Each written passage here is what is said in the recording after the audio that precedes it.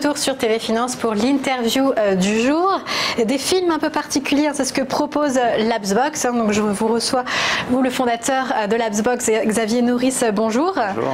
Donc vous réalisez des timelapse, ce sont des films de chantier.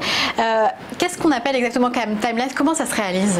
Alors le timelapse en fait c'est on va dire un procédé photographique qui est très ancien et qui consiste à prendre une série de photos à intervalles réguliers pour ensuite les assembler et en faire un film. Et de fait, vu qu'on va prendre une photo toutes les X minutes par exemple, lorsqu'on les rediffuse à 25 images secondes sur de la vidéo, eh ben, on va être capable de créer cet fameux effet hyper accéléré qui permet typiquement sur du chantier de voir des maisons ou même des buildings entiers se construire en quelques secondes ou quelques minutes. Voilà, exactement. Et en plus, ce procédé permet surtout de voir ce qu'on ne peut pas voir lorsque le phénomène se passe à vitesse réelle.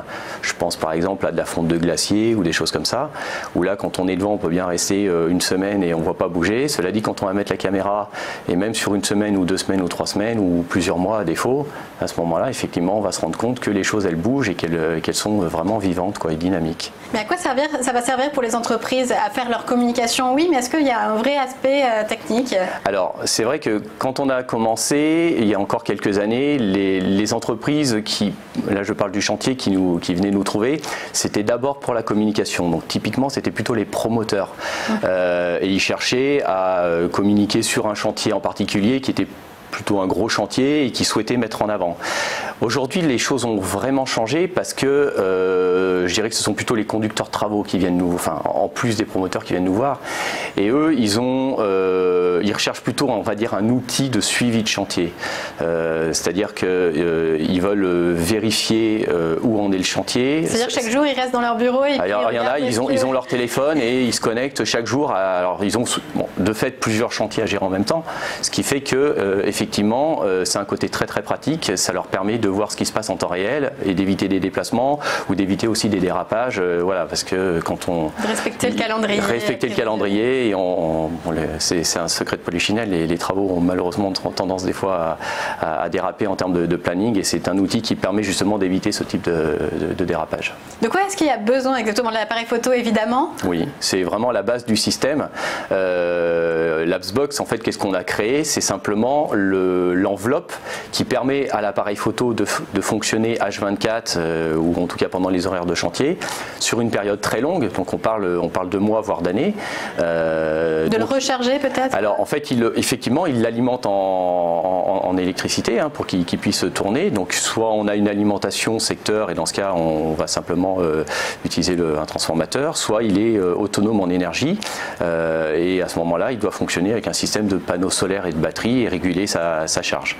Et donc le rôle du système, c'est de déclencher l'appareil. On peut bien sûr le programmer à distance, on définit une fréquence, il envoie les photos, donc c'est ce qui permet aux gens de voir ce qui se passe en temps réel, et puis il est capable également bien sûr de les supprimer au fur et à mesure pour qu'il y ait toujours de la place, sauf si à un moment on ne peut pas transmettre, auquel cas il va simplement stocker les photos en attendant qu'il puisse les renvoyer au serveur.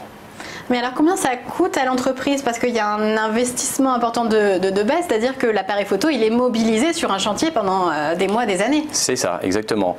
Alors je dirais qu'avec le développement de la technologie et puis l'adoption qui est en train de se faire sur ce type de système, les coûts s'amortissent en fait. Donc il y a un coût pour nous forcément au début parce que l'appareil photo, le boîtier, tout le système a un coût. Maintenant effectivement au bout d'un moment le système est amorti et à ce moment-là le coût pour l'entreprise qui va simplement louer l'appareil, en fait c'est un package de services qui va non seulement inclure le coût de la location mais également on s'occupe bien sûr de la maintenance, c'est-à-dire que s'il y a un souci, que ce soit l'appareil photo qui tombe en panne ou la transmission, nous on le sait tout de suite, on intervient, et puis ça inclut aussi la prestation de post-production, c'est-à-dire qu'ils ont l'accès à l'interface mais ils ont également un film qu'on réalise et qu'on leur livre. Alors nous on le livre mensuellement, tous les mois ils ont 20 à 30 secondes de film, donc c'est bien parce que ça leur permet de voir ce qui se passe et de communiquer aussi de leur côté. Et à la fin ils ont le fameux film timelapse souvenir de 2-3 minutes. Voilà. Et les chantiers sur lesquels vous intervenez, ils sont situés où? Alors pour l'instant nous on est en France.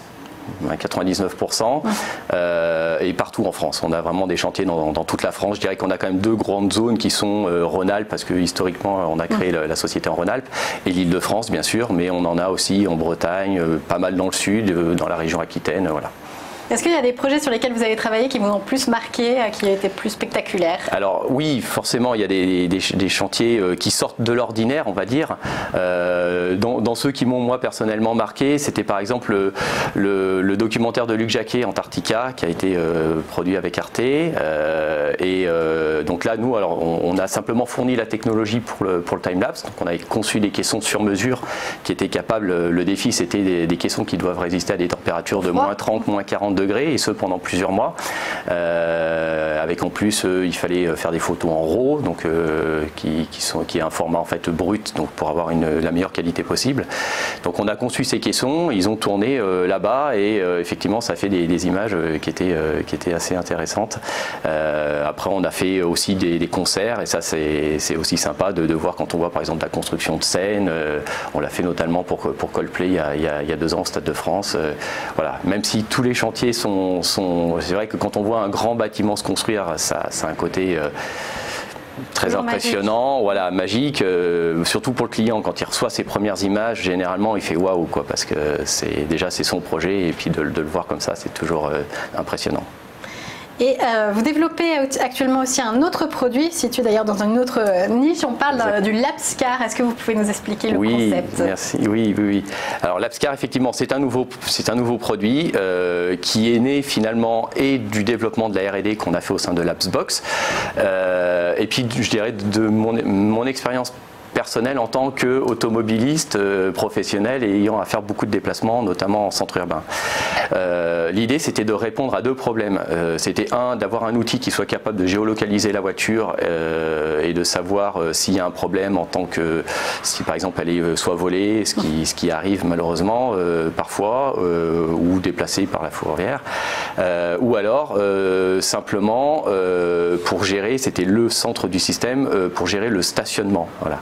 L'idée, c'était d'automatiser le paiement du stationnement en voirie, et que l'automobiliste utilisateur professionnel n'ait plus à aller soit au parc-mètre, comme c'est encore le cas de 70% des gens en moyenne, ou alors d'utiliser une application. Il a simplement à garer son véhicule.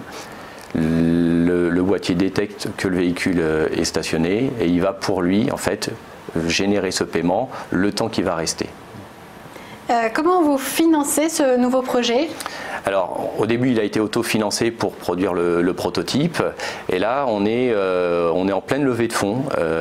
Donc, on ouvre le capital de Labsbox pour justement financer cette industrialisation et la fabrication des premiers. Parce que là, on en est à quel moment exactement du? Et ben là, on est juste avant le lancement, en fait. Le produit. Il y a un prototype qui marche. Il y a un prototype qui marche, qui a été testé, et on a pour objectif de sortir le boîtier tout début 2020.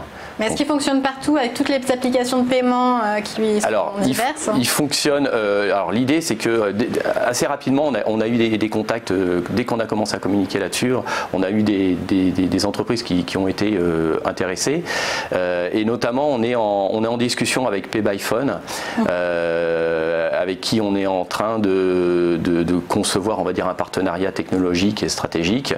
L'idée, c'est que du coup, le boîtier, comme ils sont leaders aujourd'hui, notamment en France, fonctionne dans toutes les villes où ils sont implantés, et que donc le professionnel qui utilisera le boîtier aura la possibilité d'automatiser le paiement déjà dans toutes ces villes-là. Donc je dirais la plupart des villes françaises. Et ça intéresse évidemment les entreprises qui ont de grandes flottes de voitures. Très clairement, nous, notre cible, c'est ça, c'est d'aller voir toutes les TPE, PME, mais aussi grands groupes qui ont 10, 100 ou 1000 véhicules à gérer.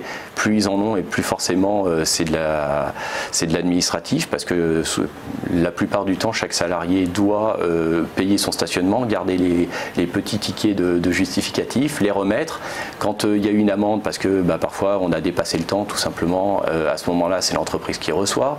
Il faut qu'elle identifie la personne, parce que des fois il y a un véhicule qui peut être utilisé par plusieurs techniciens. Tout ça, c'est très très lourd et très compliqué. Tout ce qu'on souhaite, c'est simplifier tout ce procédé, quoi. Simplifier et fluidifier. Est-ce qu'on a une idée du coût de cette Labs Alors oui, Car? tout à fait. En fait, ça va fonctionner un peu comme la Xbox sous forme de package financier, enfin une location du boîtier qui va inclure les fonctionnalités. La fonctionnalité de base, c'est la géolocalisation lorsque le véhicule est stationné, plus le paiement du stationnement. Nous, notre prix target de base, ça sera 3,25 € hors taxe par mois. Donc on est vraiment sur un coût qui reste très très accessible, y compris pour une petite entreprise.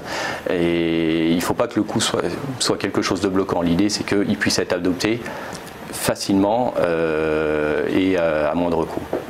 Merci beaucoup pour la présentation de ces deux produits innovants. Xavier Norris, je rappelle que vous êtes le PDG de Labs Box.